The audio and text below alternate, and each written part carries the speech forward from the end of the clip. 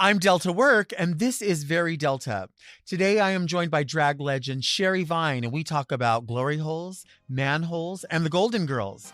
But first, do you want to see me go off? Because I think you want to see me go off.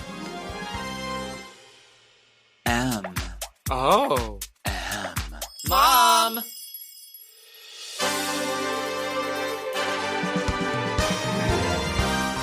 Are you a lady like me? Introspective, beautiful. Oh, are you intellectual like me? Beguiled by a bargain? You like wild times? Oh, like me? Are you serving the community like me? Well, if you are, then you must be very Delta.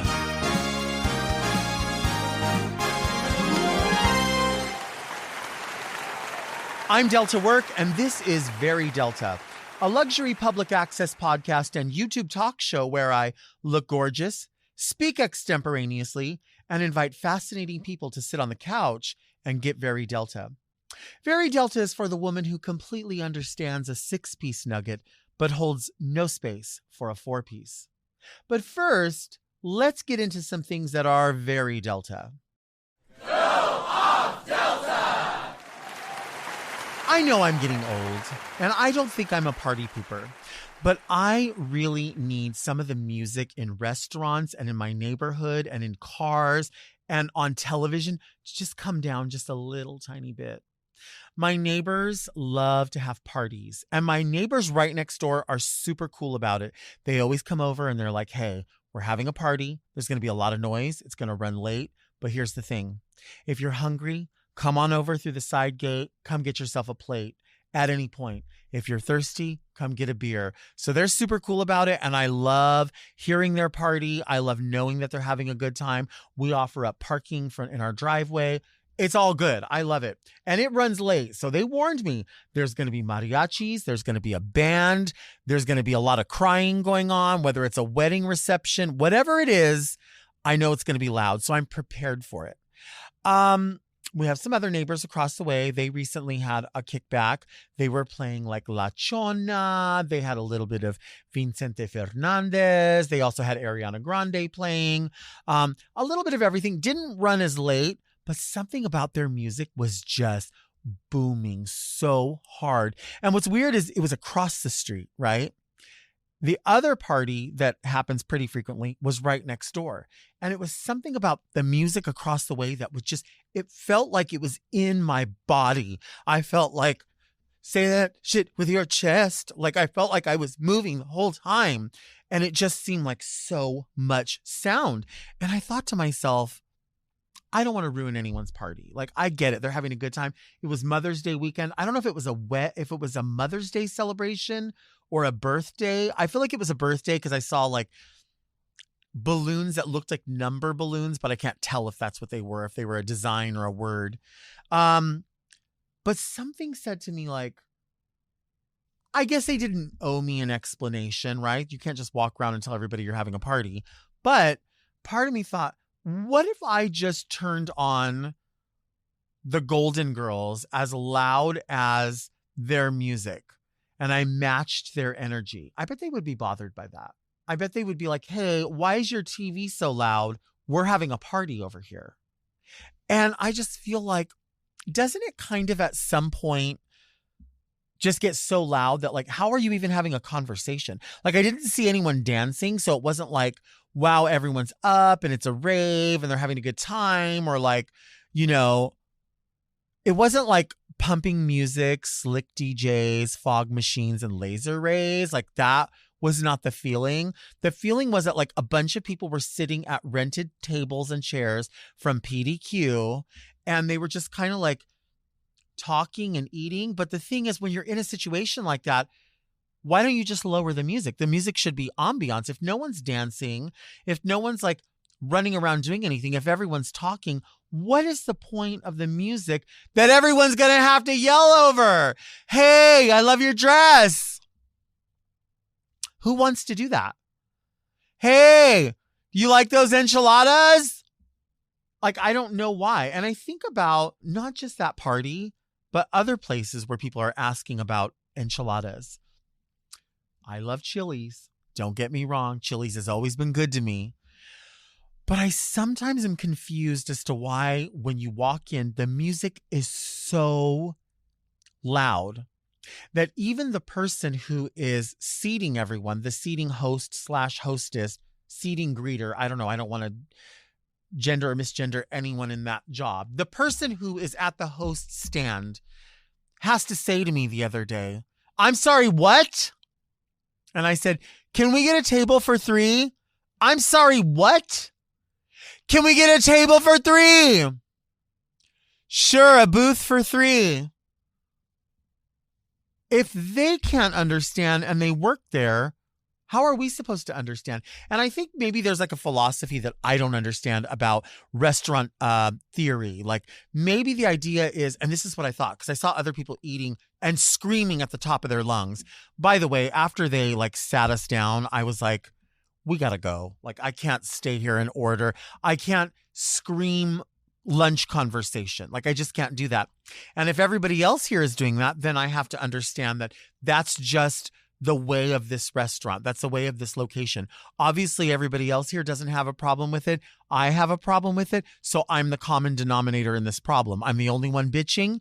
I have a right to just get up and leave. Just if you don't enjoy it, don't be there. But I think maybe because I was going like just after lunch, maybe the reason this happens is because the restaurant figures the more uncomfortable people are, the more likely they are to eat their food really fast and get out. And I really wonder if that has something to do with it. Maybe I could just Google this and ask, or maybe somebody will send a letter in and say, I work for Chili's and that's what it is. I don't know. But I feel like if you are, say, on your lunch break and you have an hour and you walk in, I think you're less likely to complain about something like this because you figure, well, I've only got an hour. I can't drive to another restaurant because I'll be losing time. Let me just go in here, order something quick, eat it, and get the hell out of here.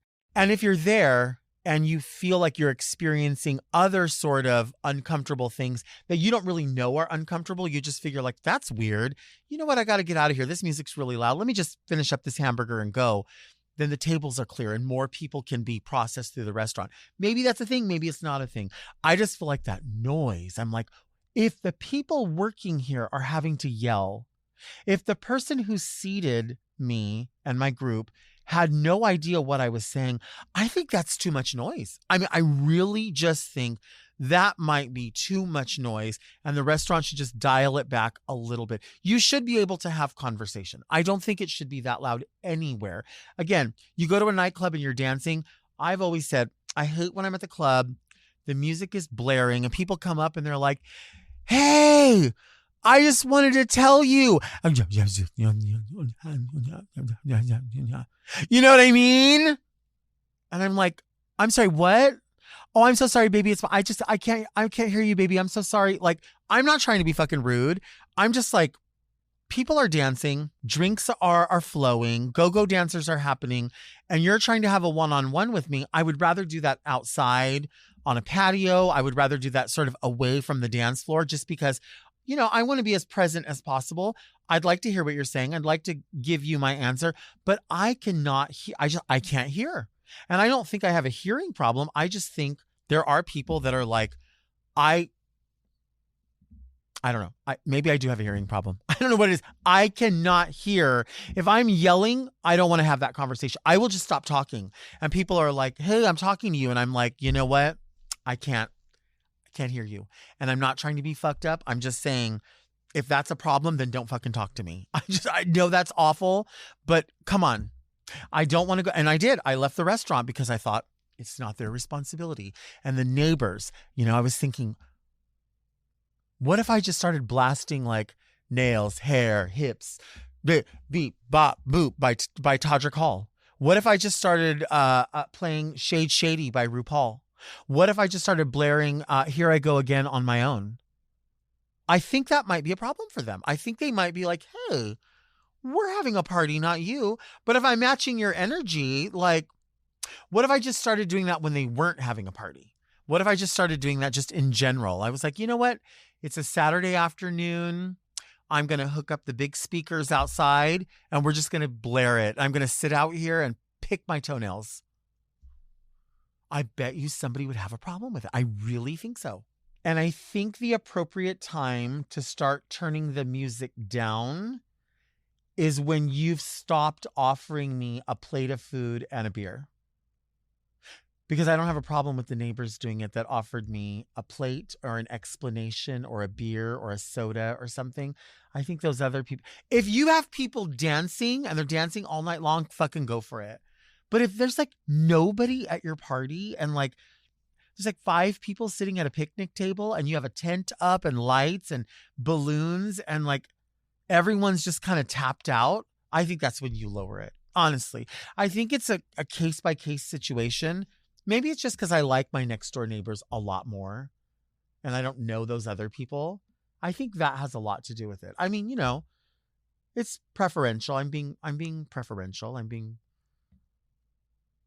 privileged, I guess. But I don't know. I feel like maybe even with the next door neighbors, maybe it should come down at a certain point. Maybe I'm just more tolerant because they were fucking nice about it. But I don't know. I think those other people across the way kind of look at me crazy sometimes too. So, you know, I think too, like people will see like me carrying a doll head, which I try to do quick. I don't want people knowing what I do in my area. I don't like all that. You know what I mean? Like I'm not embarrassed of it. I just don't want any ramifications from people who have no concept of what's happening. They don't need to know what's happening. I like my blinds closed. All of that. I don't need any of that out there. If I'm hosting a party at my location, and I have, I like my party to start a little bit earlier. So like 6 o'clock, close friends show up a little bit earlier, people that are helping with food or something like that. Our music never goes any louder than you can hear to like the front of the driveway. It's never going to be that loud because we're having conversation. We're having a good time. For me, the music is about ambiance. I don't really have people like, you know, twerking and freaking in the backyard. It's just, I mean, maybe somebody's having a good time, but we don't put down a dance floor at all. My group of people like to sit down and have appetizers, and you know, some people go over here to this corner and smoke their cigarettes, and some people go over here to this corner and smoke their weed, and in the middle everyone meets at the swimming pool. So, you know, that's going to happen for us. I don't like that music getting any louder, and so honestly, by 10 o'clock, the music is pretty much off, if not at just like a tiny lull, because I think everyone needs to be fucking out of there by, I don't know, 11 o'clock. I mean, even on a weekend. Bitch, go home and go to bed. Do you want to see me take a break?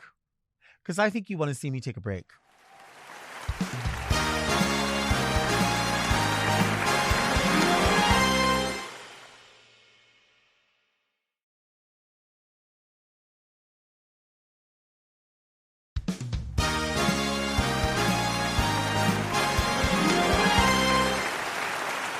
Today's guest is a parody queen, a cougar, a showgirl, a former showgirl, and most importantly, a legend in my eyes and the eyes of everyone. It's the one and only Sherry Vine. Hi, thank you for being here. Oh my God, thank you for having me. I've been wanting to do this forever. You know, I'm grateful that you're here. I have always known you throughout my drag career. I've always seen pictures of you. And when I say not just a legend in everyone's eyes, but in my drag career, always knowing you as legendary, because you've always seemed like this person who's always accomplished, always just on top of your game and what it is that you do, what it is that you present. Are you originally from New York, and is that a New York thing? No, I grew up in Baltimore. Okay. And then I came to LA the first time to go to graduate school. So I actually have a master's degree in that. And then I moved to New York City in 1992 to have a theater company and all of that. And I was there for almost 30 years, and now I'm back here. But I have a theater background, and I really wanted to incorporate as much of that as possible into this character, Sherry Vine. Mm-hmm. So when I started Sherry Vine, I was very strictly like for the theater.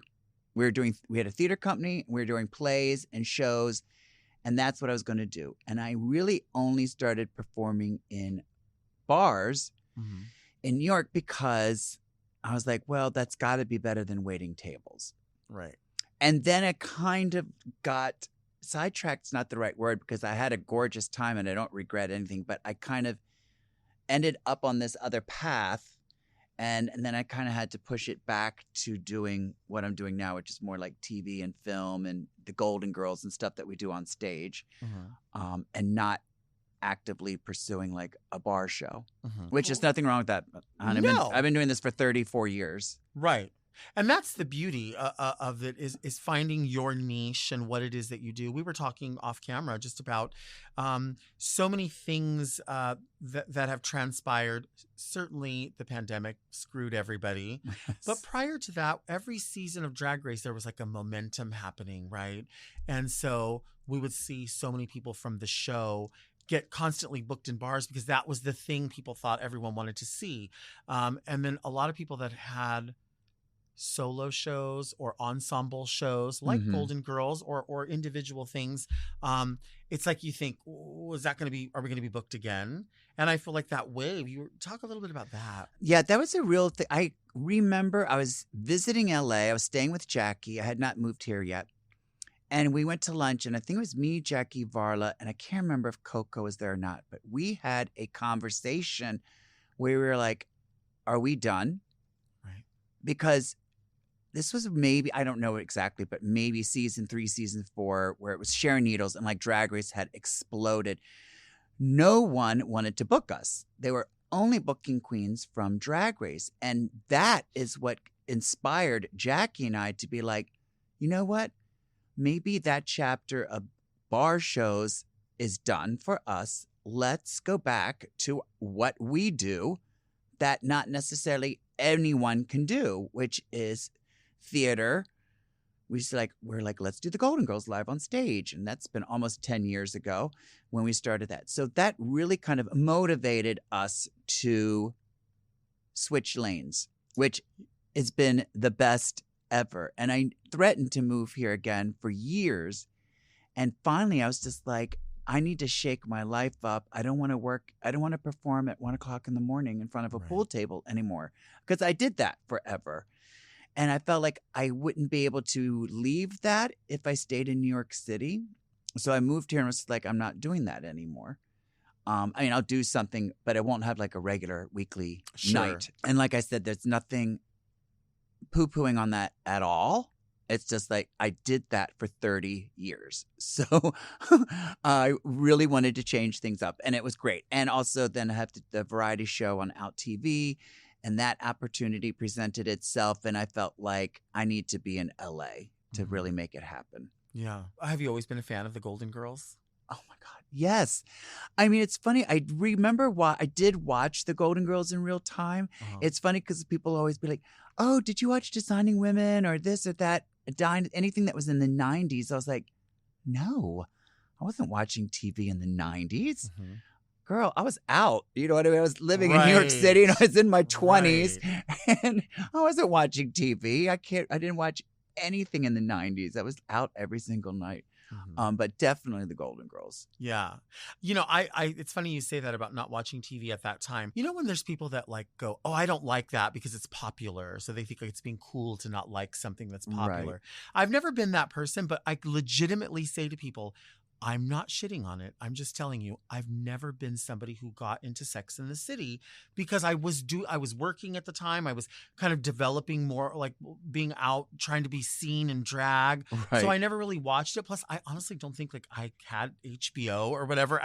I just didn't have the money for it either. You know, I could watch it now, but I know I would enjoy it. I know it's great. I know it's cool. I've seen like one of the movies. I loved it. But I just feel weird when people are like, what do you mean? Oh, you're too good. I'm like, I never, ever have seen Dynasty. The only show that we kind of planned our schedule around in New York City was Roseanne. That was the one show where we're like, we have to be home on this night at this time. Before we go out, we have to watch Roseanne. Right. What a different time too, right? Like when you think of comedy, I feel like we're oftentimes paying for mistakes, or paying for things that we didn't realize. Right. And now people are like, I can't believe you would stand for this or that or the other. And it's like, it was a different time. We were thinking differently at that time. And I hate that for all of us. I love us all being enlightened. I do. Yes, of course. I do. But I think it sucks when people say like, oh, okay, I recognize this or that. And people are like, no, you need to be more responsible for it. I don't need someone to police me. Right. And I agree, like we're always evolving and that's great. At the same time, I don't feel like you can cancel someone from the 90s for what they said 30 years ago. Right. Because it's different. It was a different time. And there were certain things that you could say or do that. We're not the enemy. We're not the enemy. And you're not, and we're really not. Not. I was doing a Christmas show. I was in Philadelphia, and this girl came up after and started like giving me grief about, I can't believe you didn't talk about this or that. And I'm not going to open that can of words, but this or that and blah, blah, blah. And I'm like, honey, I'm a man in a dress singing about poop. Right. Okay. Where in that show would I have, and don't talk to me about it's not a platform. It's not. It's my drag account where I promote shows. Right. And it's not, I'm not an elected official. I'm not a politician. And it's not a platform. And I'm not the enemy. And I'm not the enemy. And part of the hard thing of what we do is trying to provide people sort of this space to decompress and to just kind of listen and go, that's wacky. That's silly. That's something. We have so much going on. Girl, I say that every show. I'm like, about halfway through the show, I'm like, okay, I know how stupid this show is. I know. I'm very aware of how dumb and silly, moronic and childish this show is. But I feel like my job is for 1 hour to make people forget about everything that's going on and make people laugh for an hour. Yeah. And that is medicine. And I feel that that is political. That doesn't mean we're not aware of what's going on in the world. I am very aware. I'm very caught up on the news and everything that's going on in the world. And I have an opinion as Keith. And that's not my act. Right. No, I get that. And I mean, you like, no secret, Smoke and Mirrors, you're celebrating 60 years. And more than half of that entertaining people. Yeah. Do you have like a favorite decade? When, back in the day, we would always do like theme shows. It's a 70s show. It's an 80s show, whatever. Now when I look back and I see people going like, oh, we're doing a 2000s show. And I'm like, wasn't that just last week? Wasn't that yesterday? Right. What do you mean? Yeah. It's weird to look back at some of that. I kind of classify everything into what I call chapters. I'm like, okay, we had the theater company through the 90s, which was very successful and all consuming in terms of time. And we never made a penny. I mean, literally did not make a penny. It was off Broadway, but it played an important role, I think, in the timeline of like drag and queer theater in New York City. And when we had people like Justin Vivian Bond and Formica and Candace Kane and Basil Twist, who's this genius puppeteer, and Mark Happel costumes, and David Dalrymple and Kevin Adams, who's now won like 6 Tonys doing the lights. So it was this just amazing time. And so that's the chapter. And then YouTube came along, and I have kind of like what I call my YouTube chapter, where all of my energy and resources were going into making these videos. Right. Now I've got my LA chapter. So that's how I kind of timeline things. Through that way. Yeah, because it's been 34 years. I mean, I've been performing for my whole life. Right. But as Sherry, it's for 34 years. That's a long time. Girl. Yes, it is.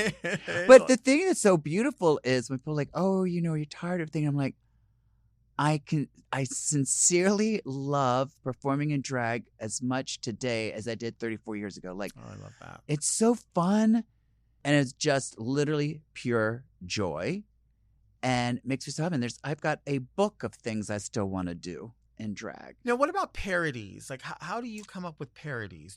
Girl. Do you keep like a notes app in your phone and you're like, this is yes. Oh my God, right? Yes. Anything that pops into my head, and people will send me ideas, and I'm like, don't write it. Just give me the idea, which I love that. And then I will write it. I don't know. I have started writing parodies in high school way before Sherry Vine. And this is a true story. It was my senior year, and up until then, in all the theater productions, I always got these little small parts. Mhm. So I thought, okay, senior year is going to be my payback. This is what I've been waiting for. We were doing The Wizard of Oz, and I was like, I'm going to be the Scarecrow, and he's got to give it to me. And it didn't. And I was just like, I'm not doing this show. I dropped out. I went and got work release from school. I was like, fuck y'all. Wow. And I had this plan. I was going to rewrite every song in that show to make it as filthy as possible. And then I was going to print it and sneak it into all the programs. So that was my big plan, which I didn't do, but I did rewrite every song. So senior in high school is when I first started writing parodies. And then I performed here in the late 80s with Robbie Daniels. We had a little group together called Skinny Boys, and it wasn't even in drag, and we did tons of parodies. So way before Sherry Viner was writing parodies. So it was just kind of like a natural Do you evolution. do any of those parodies still? Like, would you ever incorporate that into stuff? I haven't. My oldest one is Corn, which is a parody of Torn. But I had just started Natalie performing a show. Imbruglia? Yeah. Do you remember some of the words? Will you give us some of the words? I was walking home late one night. I can't sing it right now. All of a sudden, something I ate I wasn't feeling right. I thought that I would pass gas, and goes on, when did I eat corn? It's just so stupid. That's what's magical. And that's what we talk about. Like, you know, so much going on in the world. Why not go take in a show where you're like, you know what? I just want to forget about it. I want to talk about something. I want to hear about something ridiculous. Yeah. Silly. Look, I applaud any queen who is an activist. Sure. I mean, I applaud them. And I can be an activist also. It's not part of my act. It's just not what I do. And people kind of really will come for me, especially lately. And I'm like, well, I'm sorry if you don't see how making people laugh in spite of everything going on, a form of activism. I feel like every day we are writing our book, every day, you know, and in every way as that goes, some characters just don't make it to the next chapter. There's plot twists, there's all of that. And if that's the case, and if we're writing a book or a movie or whatever it may be, you can't just herald the people who are the directors of that. Because when you watch a movie, you say, oh, gosh, the wardrobe was great. Oh, gosh, the cinematography was great. Yeah. So if that's the case, why is it not part of activism to say, I'm doing this part? Yeah. I'm providing the food. I'm providing the hair. Yeah. I'm providing the laughs. Yeah. I'm providing the song. Yeah. I think it's important. And like I said, it really doesn't mean that I'm not aware of what's going on. Painfully aware. Painfully aware. And I have, of course, opinions and emotions and stuff. It's just not part of my act. And I would have to say that even in the 90s, someone came up to me one night. I think I was performing somewhere in Texas, and some guy came up to me at the show crying. And I'm like, oh, he's like, I just lost my house. The electricity's turned off. My boyfriend left me. And I've been like so depressed. And you just made me forget all about that for an hour. And I'm like, that's my job. I love that. Let's take a break.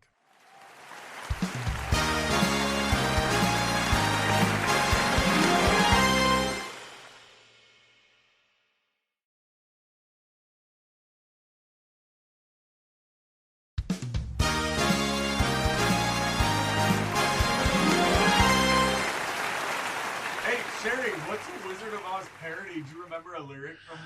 Well, let's see. The Scarecrow was, I could while away the hours, pissing on the flowers, coming in the rain, or something like that. God. If I only had a cock.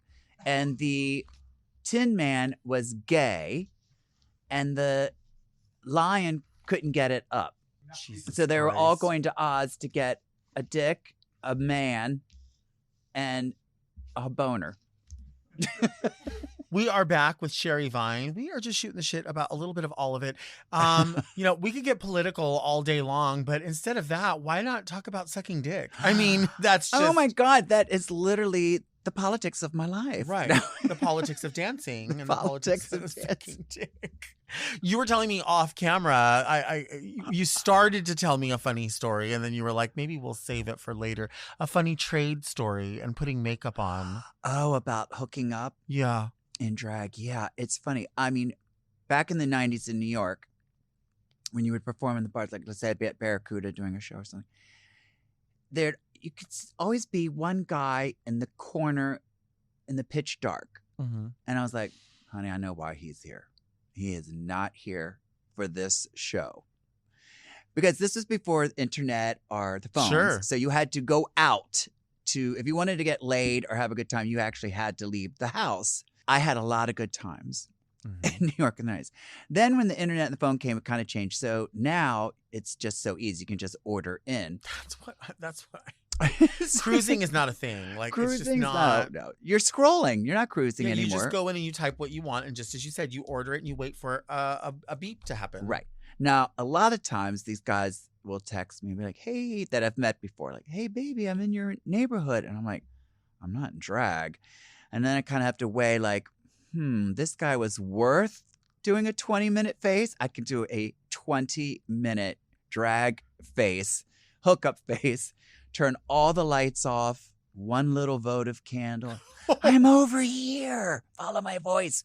Or if it's like, okay, I'm going to like go full fantasy for this guy. Or during the pandemic, I wrote a parody of Laura Branigan, called Glory Hole, because there was this legitimate news item that said a safer way for gay men to have sex is with the glory hole.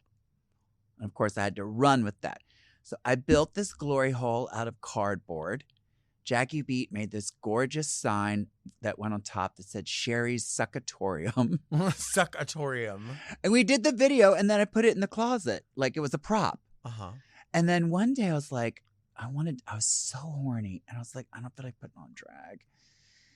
And I was like, this guy I was talking to, I was like, do you know what a glory hole is? And he's like, of course. I've never done it before. It's always been a fantasy. I'm like, oh, great. Well, come on over. And that glory hole is on its last leg. Does it still exist? Yes. And is it just blown out and like it's a mess. Is it? I have to hold it. Is it like seeping all around it? No, nothing like that. But I have to like hold one side against the wall to keep it up and try. It's. Have you thought of doing a new one? I probably should not be so lazy if I'm going to do it, because it's been fun. It's a win-win. You know what you? But you have to warn them always, like, no peeking. It's the Wizard of Oz. Don't look behind the curtain. I can't believe you still have that glory hole. How long have you had that glory hole? Well, since the pandemic lockdown. It's not that long. Not too long, but Do you ever think of she's paid her dues. I mean, we ask a lot out of cardboard. I've asked a lot out of this box. What could you be for me? It's like how much we ask out of cauliflower. Like, oh my God. God. Could you be pizza? Could you be rice? Could you be a steak? Cauliflower has to be everything. Why? I don't know. I kind of love it, though. You do? I'm so sad that Chipotle doesn't have cauliflower rice anymore.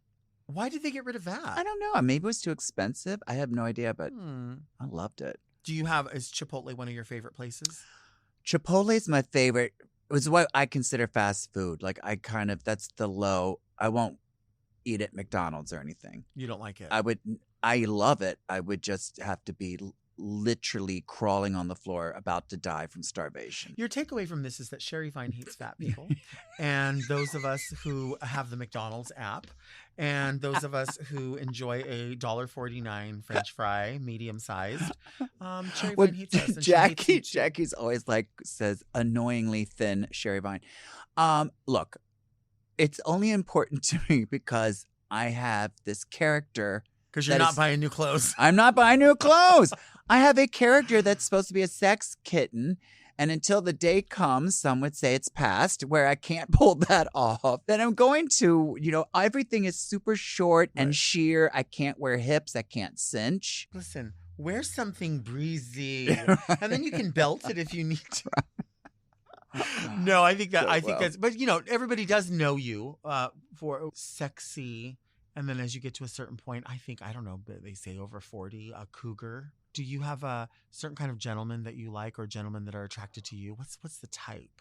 on the app that I'm on, the majority of guys who message me are like 25. Mm-hmm. And I'm always like, oh, I feel so like, oh, like whatever. I know it's legal, but I still feel like I'm so much older. But the character, is I say I'm like 40 on the app, and no one's questioned it yet. And do you have pictures like done just like this? Oh, yeah.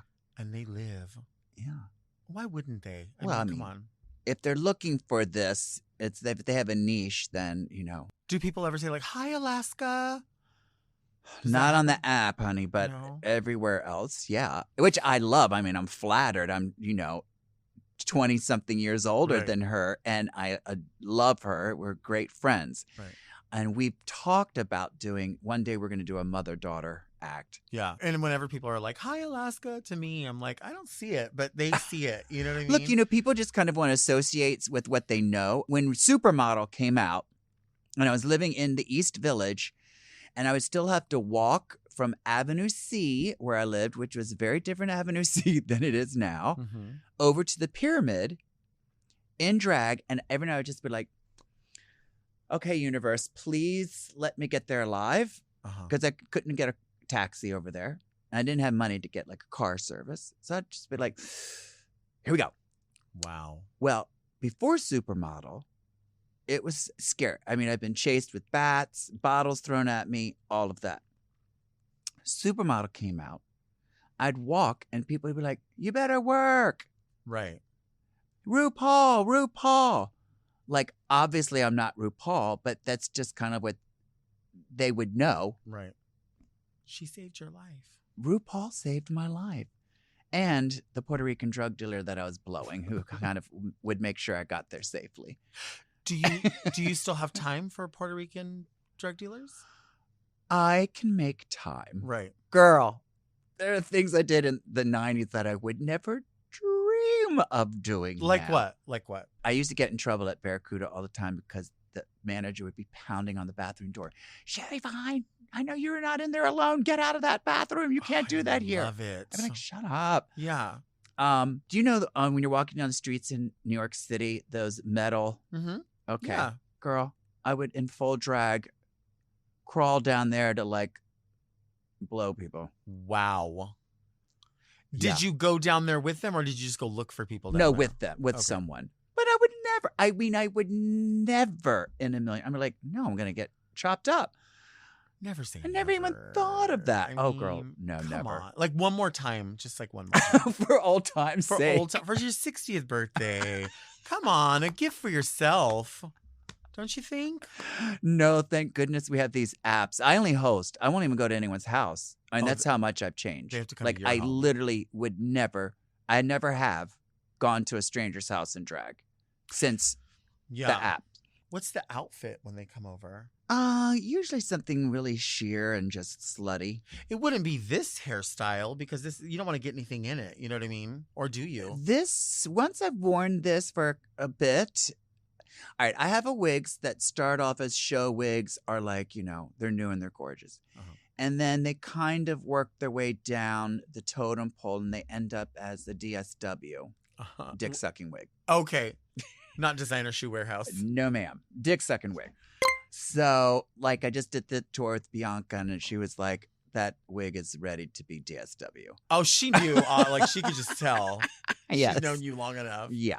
And I would sometimes, if I knew I was going to meet someone, like, I'd go out to do my show. Mm-hmm. I would put the DSW wig in the bathroom. So I'd come home like this with this guy and be like, I'm just going to go to the bathroom. I'll be right back, baby. Oh, smart. And I'd go in the bathroom and switch wigs because I don't want to fuck up my show hair. Smart. Mm-hmm. I actually sent one of my old DSW wigs to Ancestry.com and it came back and they're like, oh my God, you are from everywhere. Right. I could see that. What about like just a cute little bang thing that's blonde and down to here? That way you don't have to worry about anything. You just Those are plop the it on. easiest, kind of just shake and go. Those are the easiest. And do you have to maybe hold it with your hand as you're like? No, I'm always like, don't touch my hair. Right. They want to run their fingers through it. I'm like, you're going to get stuck. It's not going to be Have good. you ever ran your own fingers through your wig, like thinking you're doing something sexy, and it gets caught under the and nail? the nails. I've You're pulled, trying to be cool. I've gone home. I'm like, where did that nail go? And Right. it's in the back of my wig. Completely dangling. Right. We used to have, again, before the internet, we all had special names for our hooking up names. And mine was Tanya. Oh. And Jimmy James. You know Jimmy James? Bev the slut. Beverly, yes. Yes. Now, Beverly always had this kind of little bang fringy wig that she would do tricks. Yes. I love that you knew that it was Beverly. I remember seeing Jimmy here in LA, and Jimmy had released a song called Who Wants to Be Your Lover? And I still to this day have the CD that Jimmy reached down and handed to me. And I treasure it. And I can remember at that time, like being so new to seeing drag. It was like such a whirlwind, and everything was, because there was no social media, everything was legend. Oh. So it was like, there's a singer called this and they're a drag queen. Yeah. And you're going to go see it. And it's like fascinating. Gorgeous. Yeah. Like, I'm sorry, Jimmy James, you couldn't touch that face or that voice. Right. And I've been friends with Jimmy for 30 years. Wow. And I used to see her perform in the 80s. Wow. And just sit there like, there's no way that's her voice. And she's so gorgeous. Right. I just saw her a couple weeks ago in San Antonio. She came to the show and we hung out after and we were cackling. I mean, I've got stories. I love her. Yeah, I bet. She has a wig, I bet, that also has DNA. You know what it is. We all know what it is. We all know. Let's take a break.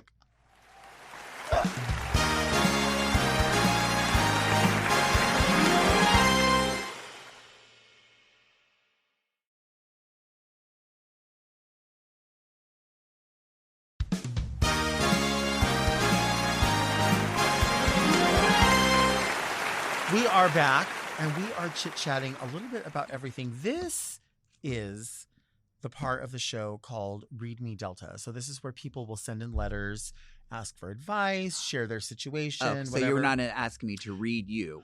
Well, I mean, I'm always inviting that. No, I'm always inviting. I'm always looking to improve. Read me Delta! Wait, that's fancy. Right? They send their letters with proper stationery. That is fancy. And look at you at the letter opener. I love letter openers. I collect them and I've never used them until. Love that about you. Isn't that fun? That is fun. All right. Oh, they knew you were coming. Hello, Delta and Sherry. Do you gender your numbers? I don't know what this means.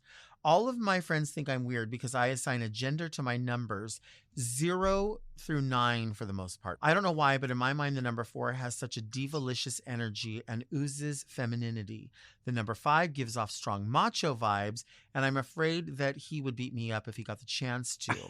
6 also gives off a sort of alt girl energy. She's my favorite. I've thought of this way since I was a young child, and I've never thought of that as an unusual way of thinking. How do you feel about pointlessly gendering inanimate objects? I don't know if it's very Delta to be forcing a binary on things that don't ask for it. Should I see a doctor? Thank you for your valued opinions. Very KB. I think you need to see a doctor. For sure. Without a doubt. And I'm glad you know that as an option. I absolutely do bizarre things in my life. I hold the space for you to do this if this is what's important to you. I know that I'm a person who will set the alarm on my car and I'll walk to the front door and I'll open it and I will hit the alarm. And then when I close the door, I'll think to myself, did I really hear the alarm? And I'll hit it again. Yeah. And I don't do that in everything in my life, just certain things. So that's kind of a repetition. I do that with setting the alarm on the phone to wake up. Uh-huh. I will check it 20 times. Yeah. Like, oh, did the volume? Oh, did I check the volume? And I'm not exaggerating. Like numerous times where clearly it's ready to go. Right. And you're still doing it. Yeah, it's so OCD. I have never gendered numbers. I never even thought about it. I kind of just refer to everything as a she, her. That's in like the car or the table or whatever. Like, oh, put it over her. Right. But no, I've never thought about numbers. And I think sometimes people will that do hear queer people that will refer to she or her to other people, and then they'll say, I've heard people go, oh, no, I'm talking about a guy. And I'm like, I know, so am I. She's a bitch. You know what I mean? I'm talking about her too. We had my parents had come to New York to see a show at one of the theaters, and then we went to this restaurant, and like Joey Arias, I think Jackie, Candace, like they're all close with my parents. They all were there. And my dad just leaned over like 10 minutes after being there. He's like, now everyone's a her, right? I just need to let go of that. I'm like, yes. He's like, okay, everyone's a her. Yeah. It's simple. It is so simple for some people, right? Yes. Like, so when I think of our friend here, Very KB, you know, and I know you're sort of being silly and fun about it, but the reality is if this is something that somebody did and it was their thing and you were like, okay, great, it's not hurting anything. I feel like, you know, we were raised, I'm sure, with on television, the show Star Trek, right? And when you watched that, you saw all these people that looked vastly different. And somebody was breathing out of here and somebody had 4 arms over here. But everybody was just like flying through the universe, just looking to be equal. Yeah. And it's like, we're still not there. I've been around so many people at shows, like older women, older men. They are generally never phased. They've never been to a drag show and they watch and they go, oh, I get it. Mm-hmm. I'm not phased. It's generally younger people policing. And I could say my own generation as well. So I'm not trying to say it's only millennials or it's only Gen Z or whatever. It's a little bit of everybody, but generally people that are much older, they're not really phased by it. They don't really give a shit. No. They're like, just my do what mom you need to do. lives in a retirement community. Like she has her own apartment. But it's in a retirement community in North Carolina. And we'll walk around and she'll introduce me. This is my son. He does drag. And I'm like, you don't have to tell people that, Mom. And she's like, why not? That's their problem. My mom's the same way. Yeah. I don't know what's going on over here in my drawer, but why is this in here? Someone from 1993 left their camera. Oh, how funny.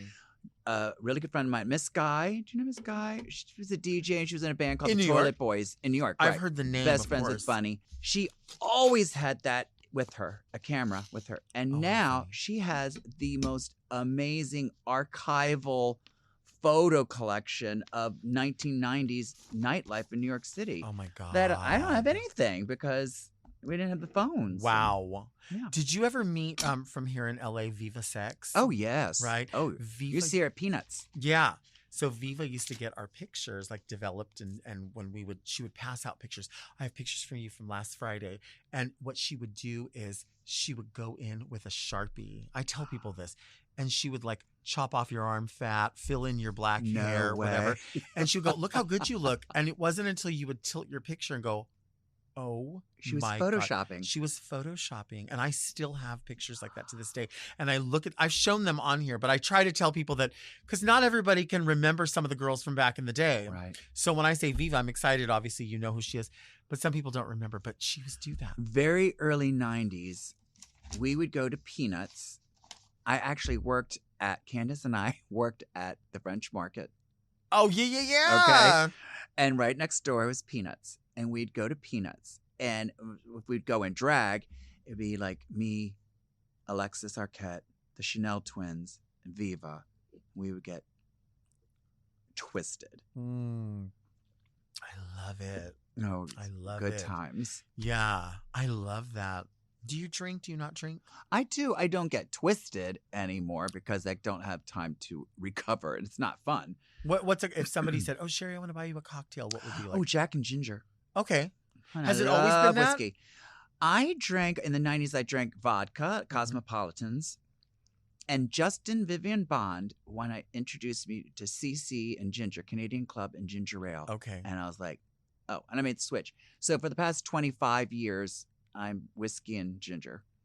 Which is interesting because I think a lot of like younger people that drink now, that's kind of a trend for them is the ginger beer and ginger ale, but you were doing it before all that. Oh yeah, for sure. I'm just saying, I'm not trying to like, one up. I'm just my saying roommate's really she good was doing it before. My roommate's really good at forcing me. If we go out, we'll be like, let's have a cocktail, and we'll try like, I want to have an old fashioned or a rusty nail, just some old school Yeah. cocktail. And I'm like, oh, why doesn't this come back? Yeah. That's fun. Beloved Delta and legendary guest, I find myself in a quandary, and like Dorothy sought out in The Wizard of Oz, I come to you for help. My question is in regards to both performance spaces and rude patrons. I recently found myself attending a performance of Wicked the Musical on Broadway, as most gay people eventually do. I was seated, the lights were dimming, the pre-show announcement had finished. I was overjoyed when suddenly the belligerently drunk family in front of me loudly exclaimed, "We have to pee!" just as the overture began. I missed several exciting special effects, but I thought that at least the ordeal was over. I was wrong. They misbehaved the entire show. In fact, one of the women pulled out her phone and had a conversation at full volume during one of the saddest scenes. I fear that phone etiquette has gone completely out the window, and every day I agree more with Patti LuPone saying that we are losing our sense of decorum. I love Broadway, but my experiences are frequently ruined by belligerent drunk people who consider buying tickets these days. I have better luck with off-Broadway and off-Broadway shows and tend to stick with those. As I silently wept behind my sunglasses in the middle of the night of the train ride home, I wondered, what would Delta do? My question for you is, what would be the best way to grab someone's phone, smash it in a way that would render it completely unusable while making it appear to be a total accident? Yours, Very T. I've never seen a Broadway show, ever, ever, ever. I've seen plays, obviously, but I've never had the time or ability to do that. But I do feel like at drag shows I perform at, there's plenty of people, which I would never compare the same thing, but I do feel like it is a piece of theater in a way. It's at least happening live. There's people that just feel like, whatever, I don't care. I paid for a ticket. Fuck you. Totally. Well, decorum and etiquette has almost completely vanished across the board. For sure, people they just don't know. And I mean, I'm not excusing that behavior because it's so annoying and I hate it. I went to a lot of Broadway shows, but they just don't know. They think they're in their living room watching TV. Right. And it's like, they don't know. They just don't have that decorum. Honey, I feel the same way about flying on an airplane. I mean, I don't want to be a snob, but I see people get on a plane and I'm like, girl, are you going to like the pool or are you getting on a plane? Right. Right. Like, there's not saying you have to be in a business suit or whatever, sure. But it's like, it just doesn't, there's no decorum or etiquette anymore. And that's just rude. I mean, you kind of think like, why wouldn't they know? Wouldn't you know if you're going to see a live show to shut the fuck up? It's crazy to me that people really do not know. Like, how would you not know that? How would you not know, like, oh, I'm the only person in here screaming. I'm the only person on the phone. Maybe I should be doing what everybody else is doing, which is like. They don't think that way. It's like, weird. Drives me crazy just driving here in Los Angeles at how many people don't use their signal. That it infuriates. I'm screaming at people. My roommate's always like, girl, watch the rage. Because it's so inconsiderate. It takes nothing to do, but they don't care. I'm in my own little world. I'm the only person on the road. Yeah. I'm the only person at the theater. I'm the only person getting on this flight. I'm the only thing that matters. They don't have any filter at all. They don't even think about it. I always think about when you talk about driving. When I come here, I go through that area where, it's like kind of over where the Walt Disney Studios are. I'll drive through there, and then I'll drive alongside the freeway through that Griffith Park where the zoo is and all that. Gorgeous. The Autry. Love that drive. And then I'll come out basically on the other side of where Rudolpho's used to be, right? That whole stretch is 25 miles an hour. Girl. Every time there are people blowing. I've had people screaming at me, get the fuck out of the way. And I'm thinking, you're passing park rangers. You're passing people that are going through with golf carts. Little old people. And jogging. I mean, jogging. Look, it's so funny you say that because that's my favorite route to take when we'd go to Casita or where we were doing Golden Girls. And I was like, this is where I'm just going to breathe. Oh, I love it. And it's beautiful. And I really do go under 30 and people will lose their shit. Yeah. And I'm like, why take this route if you're in such a hurry? Get on the fucking 5 over there. Right. And, do We're it literally running parallel to the the whole 5. way. So, yeah. So I agree 100%. It's funny you bring that up because it would drive me crazy. And then I get very indignant where I'm like, I'm going to go 25. If you I'm setting right. cruise control. Yeah, just to piss them off. And these people driving, why can't the car? Elon Musk. Oh, the Teslas. Sorry, Teslas. Cunts. Oh my God. They think they literally own the road and there's nobody. The Tesla people, like they refuse to use the signal. Yeah. And I'm mad. And I'm damn mad. As Coco would say, that bothers me. Do all of your friends, all of the people that, all of the legends that we know, Jackie, Coco, you, Candace, everybody, do you all like know each other well enough that you'll do each other's voice like that, like you just did? Oh my God, totally. I love that. Well, Coco and I have known each other since the early 90s. And then we just kind of lost contact. Like we'd see each other, we'd be like, oh my God, I'm so happy to see you. But we didn't like communicate. Right. During the pandemic, I was like, we need to talk. I called her. We talked for like an hour. And then we talked for an hour every single day. Wow. And I was like, I'm so happy. And she's like, this is so great. So we came up with this idea of this show, Jurassic Drag. It's me, Jackie Beat, Coco Peru, Varla Jean Merman. Wow. Jurassic Drag. And I'm so excited because we know each other so well. Right. That's so cool. Yeah. I love that. Thank you for being here. Oh my God. Thank you for having me. This I was so very fun. Excited. I love it. I love being able to talk to, not just somebody that I look up to and somebody that I know is legendary, but somebody that's just from a time that I remember and is still thriving like crazy. I mean, it really is a great example for people that if you just do what it is that you do, you know what you do better than anyone. You can have this. You don't have to always be doing this. Not that, again, you said it and I said it too. It's not knocking what anyone else does. Of course not. By any means. Of course not. Because they're providing an entertainment as well. But to be able to say, I can also entertain in a way that no one else is doing it. And with people that are not, because, you look at people and you go, oh, I wonder if those people know each other. These people all know each other. All of you legends know each other.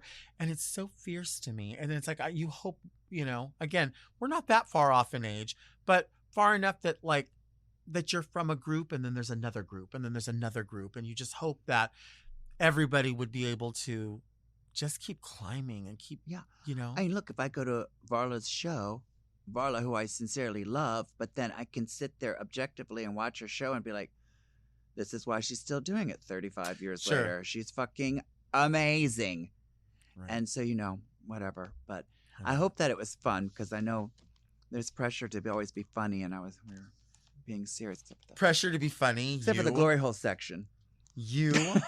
Thank you all so much for listening and to watching Very Delta. Our show comes out every Monday. Subscribe to Mom Podcast YouTube channel and turn on your notifications so you do not miss an episode. Search for Very Delta on your favorite podcast apps to listen to the audio-only version if you can't handle all of the beautiful visual element. You can also sign up for premium offerings on Mom Plus Gold by visiting mompodcast.plus, where you get weekly episodes of more Very Delta. Don't forget to send all of your questions to readmedelta@gmail.com. You can follow me on Instagram at Delta Work. Where can people find you? Miss Sherry Vine. Miss Sherry Vine on Tinder.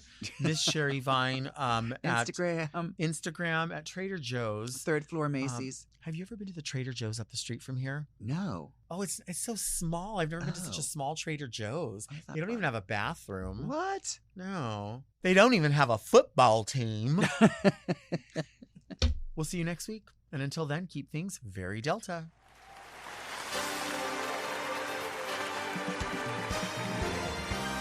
Go off, Delta!